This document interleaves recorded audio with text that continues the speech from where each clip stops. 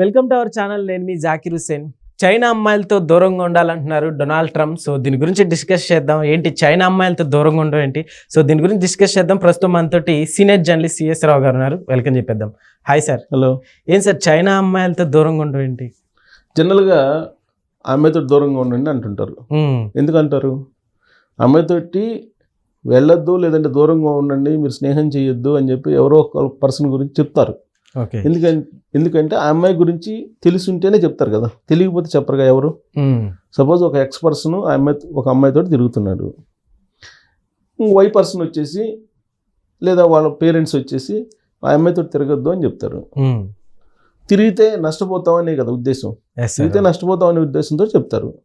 మరి ఇప్పుడు చైనా అమ్మాయిలు అందరినీ ఒక యూనిట్గా తీసుకుని అమెరికా అధ్యక్షుడు ట్రంప్ చైనా అమ్మాయిలతో జాగ్రత్తగా ఉండండి, చైనా అమ్మాయిలను పెళ్లి చేసుకోవద్దు, చైనా అమ్మాయిలతో తిరగద్దు, చైనా అమ్మాయిలతో సహచర్యం చేయొద్దు అని చెప్పి ఆయన ఒక అమెరికా అధ్యక్షుడు, అగ్రరాజ్యం అధ్యక్షుడు చెప్పాడు అని అంటే అది ట్రంప్కు ఉండేటువంటి భయం అనుకోవాలా, లేదంటే అమెరికాకు ఉండే భయం అనుకోవాలా? ఎందుకు సార్ అంత పాపం ఏం చేశారు నిజంగా చైనా వాళ్ళు?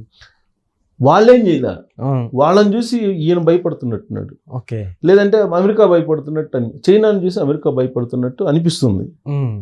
లేదంటే ఇప్పుడు ట్రంప్ అధ్యక్షుడి హోదాలో చెప్పాడంటే అమెరికా దేశానికి ఉన్నటువంటి అభిప్రాయంగా మనం భావించాలి. అదేమో ఆయన వ్యక్తిగతమైనటువంటి అభిప్రాయంగా తీసుకోవడానికి లేదు. ఆయన డైరెక్ట్గా అఫీషియల్గా ఆన్ రికార్డ్ సంతకం పెట్టాడు. ఓకే. ఎవరెవరిని జాగ్రత్తగా ఉన్నాడు? అమెరికాలో ఉండేటువంటి రక్షణ సిబ్బందిని, అమెరికాకు సంబంధించినటువంటి విదేశాంగ విధానంలో ఉండేటువంటి అఫీషియల్స్ని, తర్వాత ఇంపార్టెంట్ కొన్ని పోర్ట్ఫోలియోస్లో ఉండేటువంటి ఎంప్లాయీస్ని, వీళ్ళందరినీ జాగ్రత్తగా ఉండండి చైనా అమ్మాయిలతో అని చెప్పి అఫీషియల్గా ఆయన ఆర్డర్ పాస్ చేశాడు. ఆయన ఏమో ఓవరాల్గా చెప్పింది కాదు, రిటర్న్గా పాస్ చేశాడు. ఓకే. సో అంటే ఎందుకు అంత జాగ్రత్త పడుతున్నాడు అంటే, ఎందుకు జాగ్రత్త పడుతున్నాడు అని అంటే చైనా నుంచి థ్రెట్ ఉంది అమెరికాకి అని అనుకోవాలి మనం. థ్రెట్ ఎవరి రూపంలో ఉంది? లేకుంటే ట్రంప్ గారు ఏమైనా ఫేస్ చేశారంటారు వాళ్ళతోటి? ట్రంప్ చాలా లైంగిక వేధింపుల కేసులు కూడా ఎదుర్కొన్నాడుగా. ట్రంప్ చాలా విషయాల్లో లైంగిక వేధింపుల కేసులను ఎదుర్కొన్నాడు. ఆయన అమ్మాయిల విషయంలో ఆయన ఈ డిపార్ట్మెంట్స్, ప్రధానమైన డిపార్ట్మెంట్స్కి ఎందుకు జాగ్రత్త చెప్పాడంటే హానీ ట్రాప్ చేసేసి గూఢాచర్యం చేస్తున్నారు అనేటువంటి అనుమానం ఆయనకు ఉంది చైనా మీద. ఓకే. అందుకే ప్రపంచంలో ఏ దేశం మీద వేయనంతగా టారిఫ్లు ఆ దేశం మీద వేశాడు, చైనా మీద. దాదాపు 54% కొన్ని, 57% కొన్ని వస్తువుల మీద ఆయన ఇంపోర్ట్ డ్యూటీస్ వేశాడు. ఓకే. సరే, దానికి ప్రతిగా చైనా కూడా ఇప్పుడు రెసిప్రోకల్ ట్యాక్స్, ట్రంప్ అంటే ఆ రెసిప్రోకల్ ట్యాక్స్ని జిన్పింగ్ చైనా అధ్యక్షుడే రివర్స్ యాంగిల్లో ఒక థ్రెట్ ఇచ్చాడు. ఎవరికి? ట్రంప్కి. అందుకే జిన్పింగ్ మొదటే చెప్పాడు, యుద్ధం స్టార్ట్ చేస్తున్నారు, స్టార్ట్ చేసేటప్పుడు స్టార్ట్ చేయటమే నీ వంతు, ఎన్ని చేయటం అనేది నేను చేస్తానని చెప్పి చైనా అధ్యక్షుడు జిన్పింగ్ ఆల్రెడీ చెప్పేశాడు వార్నింగ్ తొలి రోజుల్లోనే. ఇప్పుడు ప్రపంచవ్యాప్తంగా ట్రంప్ విధించినటువంటి ఈ డ్యూటీస్ తోటి గందరగోళం అయిపోయింది మార్కెట్. ఓకే. మార్కెట్ గందరగోళం అయిపోయింది. దీంతో దేశాలన్నీ ఆందోళనతో ఉంటే చైనా మాత్రం ఢీ కొడుతుంది. చైనా మళ్ళీ అమెరికా ఏదైతే అమెరికాకు పంపిస్తున్నారో, లేదా అమెరికా నుంచి చైనాకు వస్తున్నాయి ఆ వస్తువుల మీద ఎక్కువ ట్యాక్స్ వాళ్ళు చేశారు, అమెరికా కంటే ఎక్కువ వేశారు. అంటే ఒక వాణిజ్యపరమైన యుద్ధానికి తెరలేసింది. ఎవరి మధ్య? అమెరికాకి చైనాకి మధ్య. ఈ యుద్ధము ఎటు వెళ్తుందో తెలియదు, ఎందుకంటే రెండు అగ్రరాజ్యాలే. చైనా ఆర్థికంగా అగ్రరాజ్యం, అమెరికా అన్ని రకాలుగా అగ్రరాజ్యం. చైనా కొన్ని లక్షల డాలర్లు అప్పు ఇచ్చింది అమెరికాకి.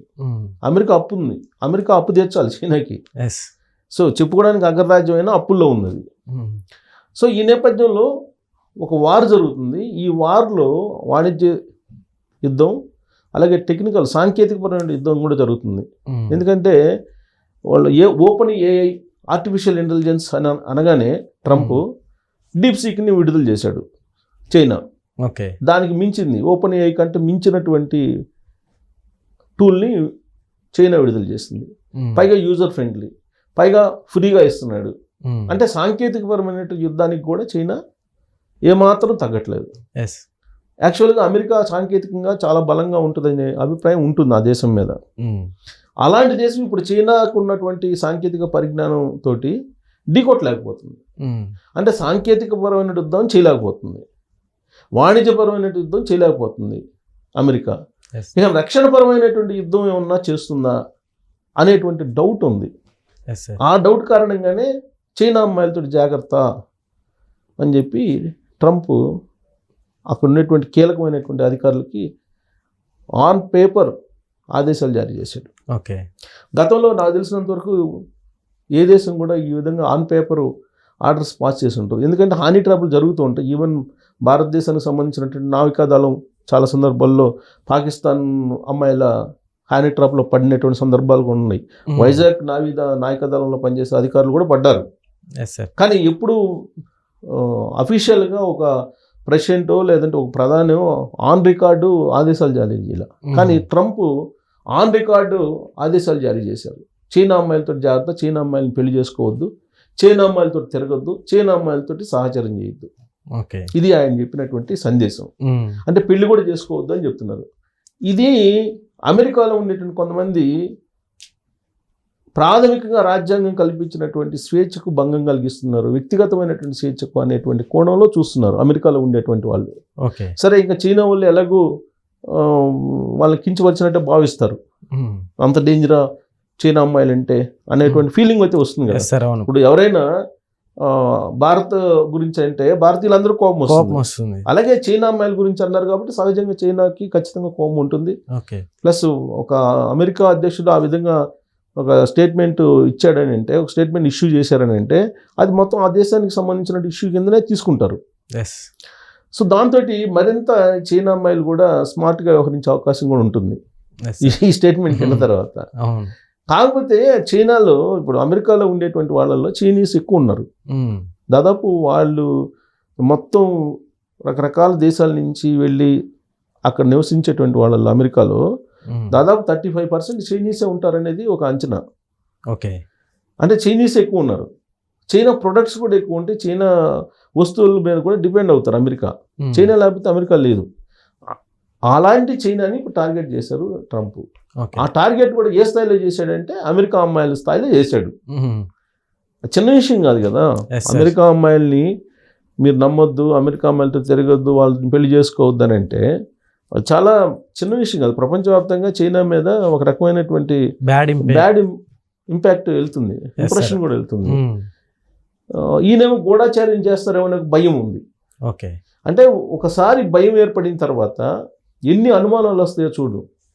భయం ఏర్పడిన తర్వాత ఒక శత్రువు మీద ఒక భయం, శత్రువు అంటే భయం అన్నప్పుడు ఆ శత్రువు నీడను చూసినా కానీ భయం అన్నట్టుగా ఉంటుంది. ఇప్పుడు ట్రంప్ పరిస్థితి అలా ఉంది. ఏదైనా ఉంటే డైరెక్ట్గా ఆ దేశంతో ఫేస్ చేయొచ్చు. చైనా అమ్మాయిలందరినీ ఒకే ఘాటుని కట్టేస్తే ఇప్పుడు ఎక్కడైనా సరే, ఏ సమాజంలోనైనా, ఏ మతంలోనైనా, ఏ కులంలోనైనా, ఏ దేశంలోనైనా, ఏ ప్రాంతంలోనైనా అందరూ మంచోళ్ళు, అందరూ చెడ్డోళ్ళు ఉంటారుగా. మంచోళ్ళు ఉంటారు, చెడ్డోళ్ళు ఉంటారు. మరి అందరినీ ఒకే ఘాటుని కట్టేసి ట్రంప్ ఈ విధమైనటువంటి నిర్ణయం తీసుకున్నాడు అని అంటే ఏ స్థాయిలో చైనా అంటే భయపడుతున్నాడు అనే దానికి ఒక నిదర్శనంగా దీన్ని మనం చెప్పుకోవాలి.